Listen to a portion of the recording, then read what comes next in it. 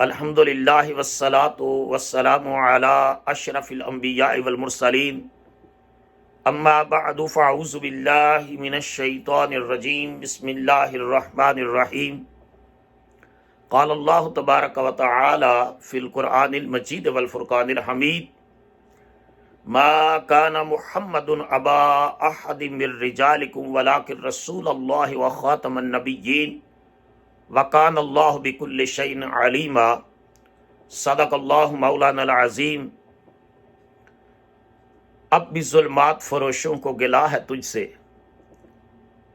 اب بھی ظلمات فروشوں کو گلا ہے تجھ سے، رات باقی تھی کہ سورج نکل آیا تیرا، تجھ سے پہلے کا جو ماضی تھا وہ ہزاروں کا سہی، اب جو تا حشر کا فردا ہے وہ تنہا تیرا۔ میں doctor Shahbaz Ahmed Chishti Brooklyn New یارک امریکہ سے آپ کی خدمت میں اسلام محبت پیش کر رہا ہوں۔ اللہ تعالیٰ کی حمد و ثنا کے بعد حضور صلی اللہ علیہ وسلم کی ذات اقدس پر کروڑوں درود و سلام اور رحمتیں اور برکتیں نازل ہوں۔ مجھے الکرم فرینڈز پاکستان کے احباب میاں محمد عباس صاحب اور امجد علی صاحب نے حضور سیدی غریب نواز پیر محمد امین الاسناد شاہ صاحب سجادہ نشین بیرا شریف کا پیغام پہنچایا کہ ہر ماہ جو شب کرم منعقد ہوتی ہے تو اس ماہ میں حضور ضیاء الامت جسٹس پیر محمد کرم شاہ الازہری رحمۃ اللہ تعالی علیہ کی عقیدہ ختم نبوت کے حوالے سے جو خدمات ہیں ان کے حوالے سے گفتگو کروں۔ شب کرم روحانیت کے سلسلے کے فروغ کے لیے جو حضور سیدی غریب نواز پیر محمد امین الاسناد شاہ صاحب کی سرپرستی میں منعقد ہو رہی ہے، یقیناً وہ خانقاہ امیر السالکین اور حضور ضیاء الامت رحمۃ اللہ تعالی علیہ سے نسبت تلامس و ارادت رکھنے والوں کے لیے خیر و برکت کا باعث ہے۔ قلوب کا تزکیہ، باطن کی طہارت کے لیے شب کرم یقیناً اللہ کے کرم اور مصطفیٰ کی کریمی کی سند ہے، اس کو حاصل کرنے کا بہترین ذریعہ ہے۔ اور پھر مرشد کامل کی وہاں جلوہ گری یقیناً پوری دنیا میں پھیلے ہوئے حضور ضیاء الامت سے محبت کرنے والوں کے لیے خیر و برکت کا باعث ہوتی ہے۔ حضور ضیاء الامت رحمۃ اللہ تعالی علیہ صرف عالم دین ہی نہیں تھے، پیر طریقت ہی نہیں تھے، آپ مفسر قرآن بھی تھے، آپ سیرت نگار بھی تھے، آپ نباس اثر بھی تھے، آپ یکتا روزگار بھی تھے، آپ وہ فرد الفرید تھے کہ جنہوں نے ہر محاذ کے اوپر حضور صلی اللہ علیہ وسلم کے مقامات کا تحفظ کیا ہے، حضور کی شانوں کو بیان کیا ہے، اور عقیدہ ختم نبوت کا تحفظ اس غیرت اور جرت کے ساتھ کیا ہے کہ کوئی بھی آپ کے دلائل کا رد نہیں کر سکا۔ سورہ احزاب کی آیت کریمہ جو میں نے آپ کے سامنے پڑھی ہے، اللہ پاک نے ارشاد فرمایا کہ محمد صلی اللہ علیہ وسلم تم مردوں میں سے کسی کے باپ نہیں بلکہ وہ اللہ کے رسول اور آخری نبی ہیں، اور اللہ ہر چیز کو جاننے والا ہے۔ حضور ضیاء الامت رحمۃ اللہ علیہ نے اس کی تفسیر میں لکھا ہے کہ اللہ پاک نے حضور کی دو صفات کا تذکرہ کیا ہے، ایک وہ اللہ کے رسول ہیں کہ اللہ کا پیغام پہنچانے میں محمد صلی اللہ علیہ وسلم کسی کوتاہی کا ارتکاب نہیں کرتے، اور دوسرا وہ آخری نبی ہیں، ان کے بعد نبوت کا سلسلہ منقطع ہو چکا ہے۔ یاد رکھیے سامعین گرامی کہ عقیدہ ختم نبوت کوئی ایسا عقیدہ نہیں ہے کہ جو وقتی جذبات، جوش یا ابال کے نتیجے میں وضع کیا گیا ہو، بلکہ اس عقیدہ ختم نبوت کی بنیاد قرآن مجید کی 100 آیات بینات کے اوپر قائم ہے۔ یعنی قرآن مجید کی 100 آیات ایسی ہیں جن سے بالواسطہ یا بلا واسطہ حضور علیہ الصلوۃ والسلام کا عقیدہ ختم نبوت ثابت ہوتا ہے کہ حضور اللہ کے آخری نبی ہیں، اور قیامت تک اب رسالت حضور کی رہے گی، نبوت حضور کی رہے گی۔ اور پھر احادیث نبویہ میں سے 210 احادیث ایسی ہیں کہ جن میں زبان رسالت نے اس بات کو بیان کیا ہے کہ میں محمد اللہ کا رسول ہوں، آخری نبی اور رسول ہوں، قیامت تک میرے بعد کوئی اور نبی اور رسول نہیں آئے گا۔ حضور علیہ الصلوۃ والسلام نے ارشاد فرمایا، جس طرح کہ امام ترمذی نے اس روایت کو بیان کیا کہ حضور نے فرمایا ان الرسالۃ والنبوۃ قد انقطعت فلا نبی بعدی فلا رسول بعدی ولا نبی، کہ نبوت اور رسالت کا سلسلہ منقطع ہو گیا، اب قیامت تک میرے بعد نہ کوئی رسول آئے گا نہ نبی آئے گا۔ اور ایک مقام پر تو اللہ کے پیارے حبیب صلی اللہ علیہ وسلم نے اپنی 2 مبارک انگلیوں کو جوڑ کر ارشاد فرمایا، اور حضور کی انگلیاں کائنات میں ہر انسان کی انگلیوں سے افضل و اعلیٰ ہیں۔ حضور نے فرمایا آنا والساعۃ کہاتین، میرا زمانہ نبوت اور قیامت اس طرح جڑے ہوئے ہیں جس طرح یہ 2 انگلیاں ہیں، یعنی قیامت تک رسالت رہے گی تو مصطفیٰ کی، نبوت رہے گی تو مصطفیٰ کی، قیادت رہے گی تو مصطفیٰ کی، سیادت رہے گی تو مصطفیٰ کی۔ لیکن حضور مستقبل کے حالات سے آگاہ تھے اللہ کی عطا کردہ طاقت سے۔ امام احمد بن حنبل نے اپنی مسند میں حدیث روایت کیا کہ حضور علیہ الصلوۃ والسلام نے فرمایا سیکون من امتی کذابون ثلاثون کلہم یزعم انہ نبی وانا خاتم النبیین لا نبی بعدی۔ فرمایا میری امت میں 30 ایسے جھوٹے کذاب لوگ ہوں گے جس میں سے ہر شخص یہ دعویٰ کرے گا کہ وہ اللہ کا نبی ہے، حالانکہ میں آخری نبی ہوں۔ حضور نے فرمایا قیامت تک میرے بعد کوئی اور نبی نہیں آئے گا، یہ میرے مصطفیٰ نے ارشاد فرمایا، قیامت تک کوئی اور نبی اور رسول نہیں آئے گا۔ حضور ضیاء الامت جسٹس پیر محمد کرم شاہ الازہری رحمۃ اللہ علیہ نے لکھا ہے کہ عقیدہ ختم نبوت دین کی بنیاد ہے، جس طرح عقیدہ توحید کے بغیر دین قائم نہیں رہ سکتا، اسی طرح عقیدہ رسالت کے بغیر اور عقیدہ ختم نبوت کے بغیر بھی دین قائم نہیں رہ سکتا۔ جو شخص اس عقیدے کے بارے میں ذرا سی بھی کمزوری دکھائے گا تو وہ دین کی عمارت کے اندر دراڑ ڈالنے کی کوشش کرے گا، اور جب تک اس روئے زمین پر رسول اللہ کا ایک امتی بھی زندہ ہے، وہ مصطفیٰ کی ختم نبوت کی عمارت میں کوئی بھی سوراخ نہیں ہونے دے گا۔ حضور ضیاء الامت رحمۃ اللہ علیہ نے ضیاء ارم کے اداریوں میں، تفسیر ضیاء القرآن میں، متعدد مضامین میں، مقالات میں، اندرون ملک اور بیرون ملک اپنے دورہ جات میں اس عقیدہ ختم نبوت کی تحفظ کے اوپر دلائل کے انبار لگا دیے۔ آپ نے فرمایا کہ قادیانی یہ کہتے ہیں کہ استاد تو وہ قابل ہوتا ہے کہ جس کے شاگرد قابل ہوں، پیر تو وہ کامل ہوتا ہے جس کے شاگرد جس کے مرید جو ہیں وہ اسی سلسلے کو آگے بڑھاتے رہیں۔ تم مسلمان جو کہتے ہو کہ رسول اللہ آخری نبی ہیں، حضور کے بعد نبوت ختم ہو گئی، تو تم حضور کے مقام کو گھٹانے کی کوشش کرتے ہو۔ حضور ضیاء الامت نے لکھا، آپ نے ارشاد فرمایا کہ نادانو تمہیں پتہ نہیں کہ نبوت ہوتی کیا ہے۔ نبوت ایک نور ہوتی ہے، اور نور کی ضرورت وہاں پڑتی ہے جہاں اندھیرا ہوتا ہے۔ اگر اندھیرا ہو تو آپ ایک بلب روشن کرتے ہیں، اگر زیادہ اندھیرا ہو تو آپ کوئی فانوس لے کر آتے ہیں، لیکن نبوت تو ایک آفتاب ہے، یعنی کہ جب دن کے وقت سورج چمک رہا ہو تو کسی دیے کی، کسی بلب کی، کسی فانوس کی ضرورت نہیں ہوتی۔ فرمایا کہ پہلے نبی جو آئے ان کی نبوت وقتی تھی، زمانی اور مکانی تھی۔ کوئی مصر کے لیے آیا تو اس کی نبوت کی کرنیں مصر کی سرحدوں تک رہی، لیکن جب مصطفیٰ کی نبوت اور رسالت کی باری آئی تو اللہ پاک نے خود قرآن مجید میں فرمایا وداعیا الی اللہ باذنہ وسراجا منیرا، کہ آپ کو اللہ کے اذن سے داعی بنا کر بھیجا ہے، وسراجا منیرا، اور چمکتا ہوا آفتاب اور سراج نبوت بنا کر بھیجا ہے، یعنی سراج بنا کر بھیجا ہے، آفتاب بنا کر بھیجا ہے۔ اور سراج نیر نہیں فرمایا، نیر وہ ہوتا ہے جو خود روشن ہو مگر آگے روشنی تقسیم نہ کر سکے، منیر اس کو کہتے ہیں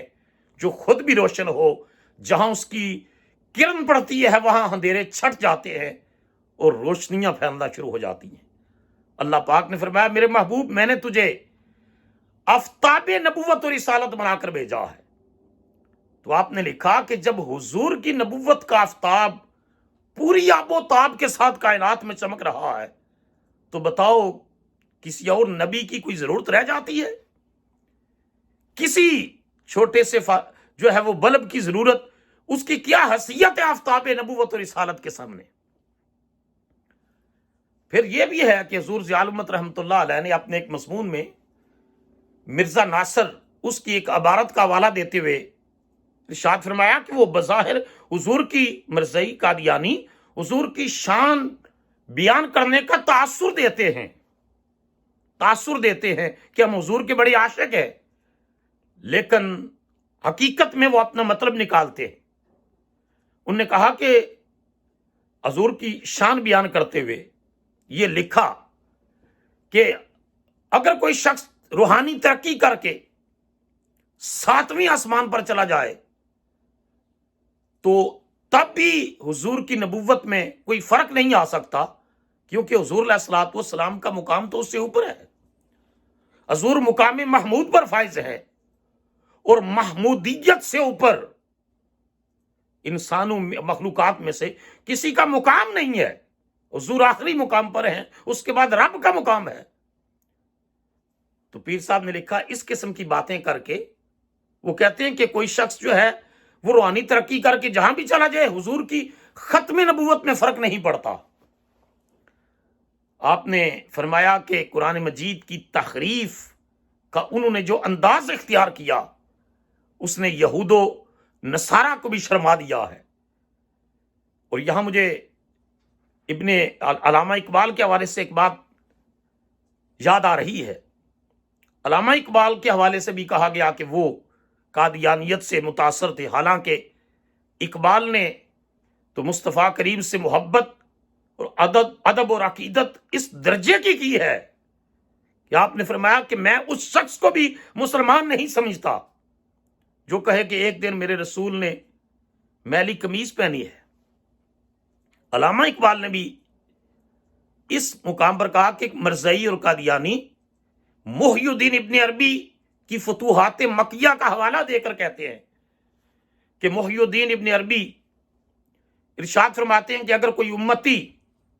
پیغمبرانہ تجربات اور مشاہدات سے گزرے تو اس سے حضور کی نبوت میں کوئی فرق نہیں آتا۔ علامہ اقبال فرماتے ہیں کہ پہلے تو یہ خیال ہی، یہ بات ہی قابل تصدیق نہیں ہے۔ آپ فرماتے ہیں کہ میں نے فتوحات مکیہ کا اس مقام سے مطالعہ کیا ہے، وہ قول تو خود قادیانیوں کے خلاف جاتا ہے۔ اور اگر ابن عربی کو کشف کے ذریعے یہ بات معلوم ہو جاتی کہ بر صغیر میں ایک فتنہ پیدا ہونے والا ہے جو رسول اللہ کی ختم نبوت کی عمارت میں درار ڈالنے کی کوشش کرے گا تو وہ لوگوں کو ضرور متنبہ کر دیتے۔ انہوں نے کہا کہ پہلے تو یہ بات ہی درست نہیں ہے۔ اگر اس بات کو درست مان بھی لیا جائے کہ کوئی امتی پیغمبرانہ تجربات اور مشاہدات سے گزر سکتا ہے تو یہ تو اس کی شخصی ترقی ہوگی۔ اس سے یہ کہاں ثابت ہو سکتا ہے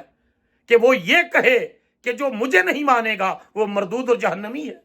جس طرح مرزا قادیانی نے کہا۔ تو حضور ضیاء الامت رحمۃ اللہ علیہ نے حضور علیہ الصلوۃ والسلام کی ختم نبوت کے عقیدے کا تحفظ کرتے ہوئے مرزا ناصر کی اس تحریر کا جواب بھی دیا اور لوگوں کو بتایا کہ وہ بظاہر حضور کی شان بیان کرنے کی आड़ में हुजूर का मुकाम घटाने की कोशिश करते हैं। आपने इरशाद फरमाया कि किसी कौम की कौमियत की बुनियाद वतन होता है, किसी कौम की कौमियत की बुनियाद इलाका, जोग्राफिया या जबान होती है। मुसलमान कौमियत की बुनियाद ला इलाहा इल्लल्लाह मुहम्मद रसूलुल्लाह पर है कि अल्लाह के सिवा कोई माबूद नहीं और मोहम्मद सल्लल्लाहु अलैहि वसल्लम अल्लाह के आखिरी नबी और रसूल हैं। क़यामत तक अब हुजूर के बाद कोई नबी और रसूल नहीं आएगा। जो शख्स इसके बारे में कमजोरी दिखाएगा तो वो तो मुसलमान ही नहीं रहता। हुजूर ज़ियाउल उम्मत रहमतुल्लाह अलैह ने सिर्फ पाकिस्तान में नहीं, बैरून मुल्क भी मुख्तलिफ कॉन्फ्रेंसेस में दौराजात करके मुख्तलिफ ममालिक के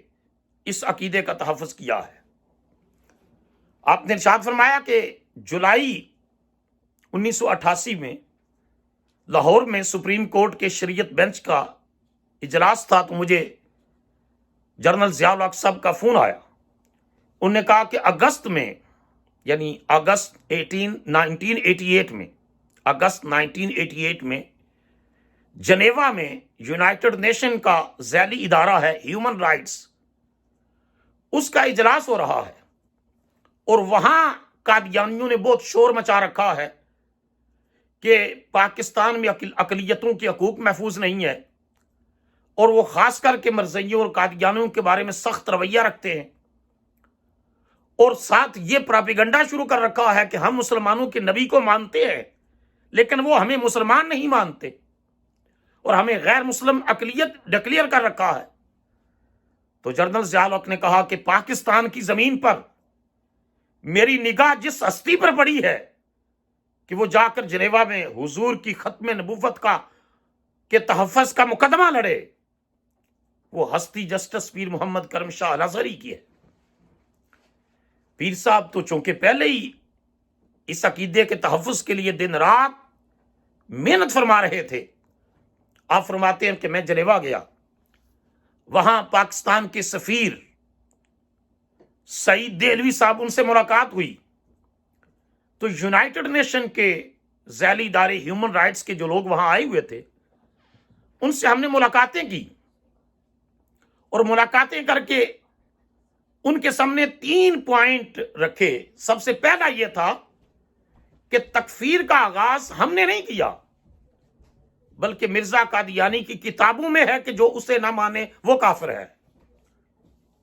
आपने इसके ऊपर दलाइल के अंबार लगा दिए। और दूसरी बात यह है कि आपने कहा कि अकलियतों के हुकूक पाकिस्तान में महफूज हैं, लेकिन यह तो अकलियत ही नहीं है, ये तो मुर्तद हैं, यानी रसूलुल्लाह सल्लल्लाहु अलैहि वसल्लम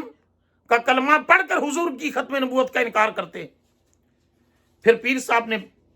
ऐसी जबरदस्त दलील दी कि वो सारा वक्त जो था वो पीर साहब की अकली मंतकी दलील के सामने सरेंडर कर गया। जब उन लोगों ने कहा कि कादियानी कहते हैं कि हम मुसलमानों के नबी को मानते हैं लेकिन ये हमें मुसलमान नहीं मानते, तो पीर साहब ने उनसे पूछा कि हम हजरत मूसा अलैहिस्सलाम को अल्लाह का नबी और रसूल मानते हैं, तुम हमको यहूदी नहीं मानते, क्योंकि हमारी गुलामी की निस्बत मोहम्मद रसूलुल्लाह के साथ है। आपने फरमाया हम हजरत ईसा अलैहिस्सलाम को अल्लाह का नबी और रसूल मानते हैं, लेकिन तुम हमें ईसाई नहीं मानते, क्योंकि हमारी गुलामी की निस्बत मोहम्मद रसूलुल्लाह के साथ है। तो हम मूसा अलैहिस्सलाम को और ईसा अलैहिस्सलाम को मानने के बावजूद न यहूदी हैं न ईसाई हैं,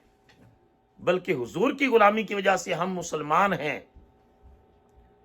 और ईसाई भी जो हजरत मूसा को मानते हैं लेकिन वो यहूदी नहीं कहलाते, वो ईसाई कहलाते हैं क्योंकि उनकी गुलामी की निस्बत ईसा अलैहिस्सलाम के साथ है।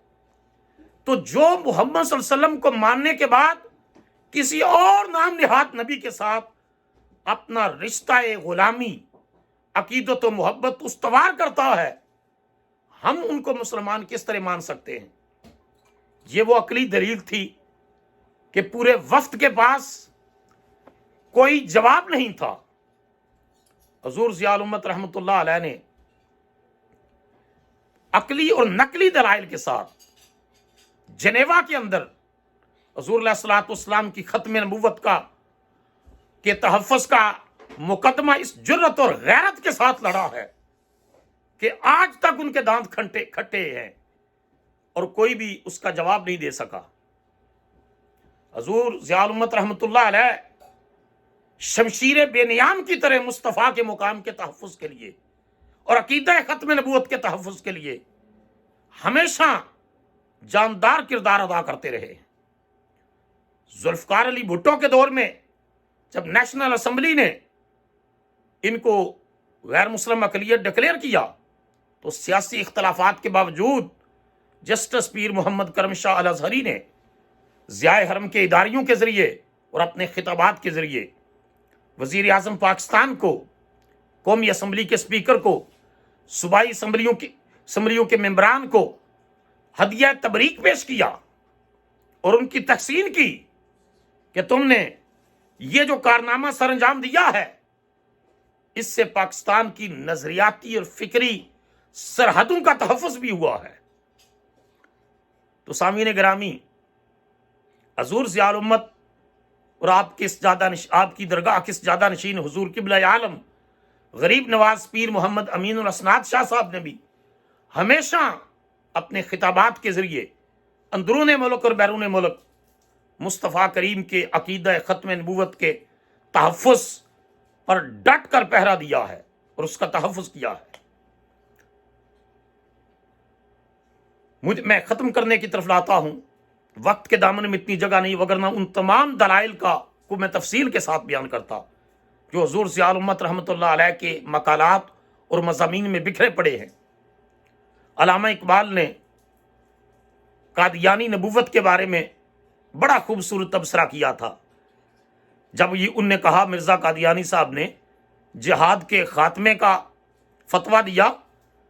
تو اقبال فرماتے تھے وہ نبوت ہے مسلمان کے لیے برگ حشیش بھنگ کا پودا جس کو پینے کے بعد انسان بھنگی بن جاتا ہے۔ کہا وہ نبوت ہے مسلمان کے لیے، یعنی قادیانی نبوت، وہ نبوت ہے مسلمان کے لیے برگ حشیش جس نبوت میں نہیں قوت و شوکت کا پیام۔ اور پھر اقبال جیسی ہستی جب مولانا حسین احمد مدنی صاحب نے یہ فتویٰ دیا کہ قومیں وطن سے بنتی ہیں، اقبال بسترے مرض پر تھے، تڑپ اٹھے، آپ نے فرمایا سرود بر سر ممبر کے ملت از وطن است چے بے خبر ز مقام محمد عربیست، کہ یہ ممبروں پر بیٹھ کر خطبے دیتے ہیں کہ ملت وطن سے بنتی ہیں، ان کو محمد عربی کے مقامات کی خبر ہی نہیں ہے۔ اور پھر ان کو پیغام دیا بمصطفیٰ برساں خیشرا کے دی ہما اوست اگر با او نہ رسیدی تمام بولہ بیست، کہا کہ خود کو در مصطفیٰ تک پہنچا دو، اگر وہاں تک نہ پہنچایا تو قیامت کے دن ابو لہب کی اولاد سے اٹھائے جاؤ گے۔ اگر ملت وطن سے بنتی تو ابو لہب ملت اسلامیہ کا فرد ہوتا، ابو جہل ملت اسلامیہ کا فرد ہوتا، لیکن ان کو تو رد کر دیا گیا اور حبشے کا بلال آتا ہے اور مدینے کے صحابہ کا امام بن جاتا ہے۔ جسے چاہا در پہ بلا لیا، جسے چاہا اپنا بنا لیا۔ یہ بڑے کرم کے ہیں فیصلے، یہ بڑے نصیب کی بات ہے۔ سامعین گرامی، الکرم فرینڈز کو میں بار دیگر مبارکباد پیش کرتا ہوں ان کی اس حسین کاوش پر جو حضور قبلہ غریب نواز کی قیادت میں ہر ماہ وہ دین اسلام کی روشنی کو عام کرنے کے حوالے سے کر رہے ہیں۔ احمد ندیم قاسمی نے حضور کی نبوت کی عالمگیریت کے حوالے سے جو اشعار کہے اور میں نے ابتدا میں پڑھے انہی پر ختم کر رہا ہوں۔ اب بھی ظلمات فروشوں کو گلا ہے تجھ سے، رات باقی تھی کہ سورج نکل آیا تیرا، تجھ سے پہلے کا جو ماضی تھا وہ ہزاروں کا سہی، اب جو تا حشر کا فردا ہے وہ تنہا تیرا، وما علینا الا البلاغ المبین۔